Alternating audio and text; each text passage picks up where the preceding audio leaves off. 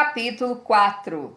A dúvida é o princípio da sabedoria. Aristóteles. O perigo da autoconfiança. Após o início das experiências, inclusive aquela com aquele espírito que se passou por minha mãe, várias repercussões aconteceram. Foram as repercussões das minhas atitudes, quando comecei a me sentir mais confiante. Uma autoconfiança que me atrapalhou em vários momentos. Um exemplo claro de que fora do corpo temos que ter maturidade e confiança de onde estamos e como agir. Foi esse espírito que havia se passado por minha mãe, que me defendendo energeticamente o fiz desmaiar. Poucos dias passados do incidente, após mais de 1 hora de técnica, cheguei na catalepsia projetiva. Eu estava grudado na cama, sem conseguir mexer-me, sem falar, vendo tudo mais ou menos embaçado, quando vi um vulto rodeando minha cama. Estava escuro, era noite. Essa sensação de algo caminhar ao redor da nossa cama enquanto dormimos não é nada romântico e nunca me acostumei muito com isso, apesar de ser absolutamente normal.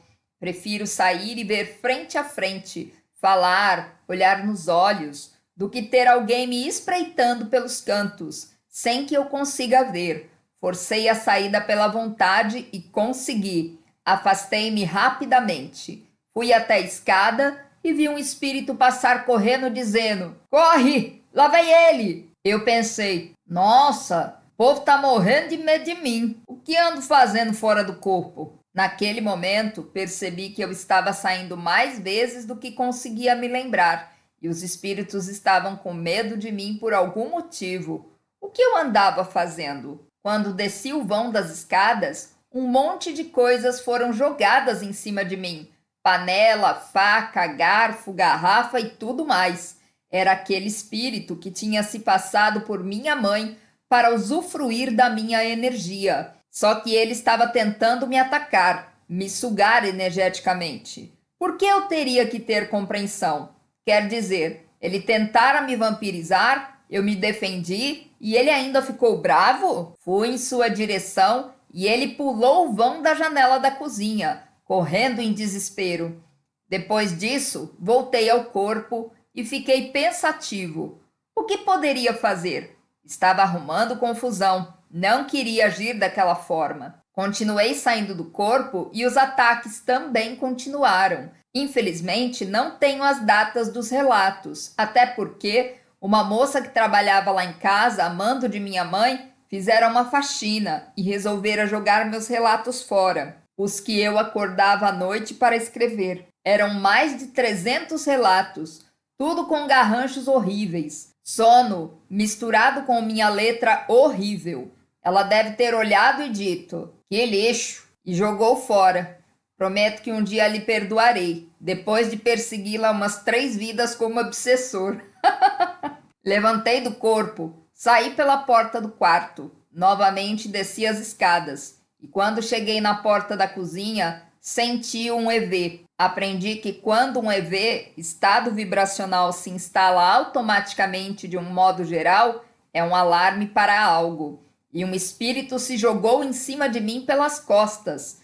Caí no chão, rolando com ele, numa briga com um ódio que eu nunca havia sentido em alguém. Eu não só percebia a aparência feia dele, que me assustava, como sentia os murros e mordidas e toda a emoção dele. Ele rosnava enquanto falava: "Você vai me pagar!" E um segundo espírito apareceu, e nisso voltei para o corpo após tomar muita pancada astral. Claro que as sensações de dor são psicológicas, porém muito reais, absolutamente reais.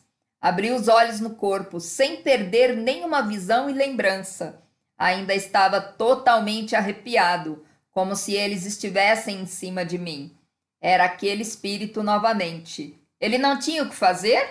Por que me atacava tanto? O que fizera? Eu só me defendi, não agredi. O assédio continuou por muito tempo. Algumas vezes perdi a consciência durante as técnicas e acordava longe. Ficava protegido de certa forma dele, mas toda vez que despertava em casa, era garantido uma briga ou um ataque dele. Depois ele voltou com mais espíritos. Cheguei a ser atacado por 4 ou mais. Estava ficando inviável sair do corpo em casa.